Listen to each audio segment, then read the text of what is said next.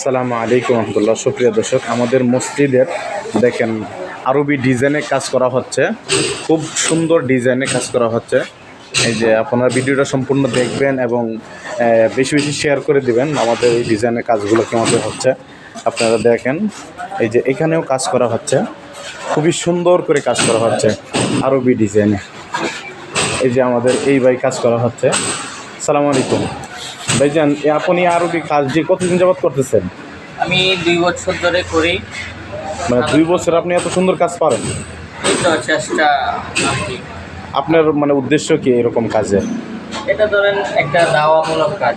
সাধারণত আগে দেয়ালগুলোতে বিভিন্ন চারুকলা কাজ করতো, অন্যান্য মানুষের ছবি থাকতো, জীবজন্তুর ছবি থাকতো।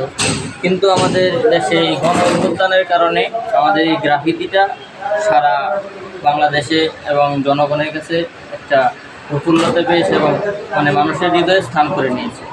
আপনার এই কাজের জন্য যদি যোগাযোগ করতে হলে আপনি কীভাবে যোগাযোগ করবেন? এটা ধরেন আমাদের ফেসবুক আছে, ফেসবুকে যোগাযোগ করতে পারে এবং আমাদের হোয়াটসঅ্যাপ আছে, হোয়াটসঅ্যাপে যোগাযোগ করতে পারে। আপনার ফেসবুক এবং হোয়াটসঅ্যাপের নাম্বারটা একটু বলে দেন। ফেসবুক আইডি হলো এমডি মোহাম্মদ খায়রুল ইসলাম আর হোয়াটসঅ্যাপ নাম্বার হলো 01987617261। ভাই, আপনারা যদি কেউ যোগাযোগ করতেছেন এরকম কাজের মসজিদের, দেখেন কত সুন্দর কাজ। আমাদের কিছুদিন যাবতই কাজ শুরু হয়েছে।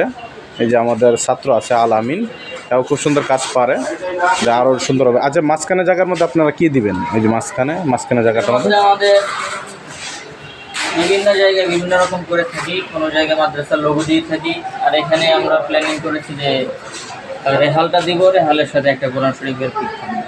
তো মাদ্রাসা যদি আপনি একটা লোগো দিতে চায়, পুরোপুরি আপনি সুন্দর করে দিতে পারবেন তো? আমাদের মাদ্রাসার ফুল লোগোটা আমরা দিতে পারি।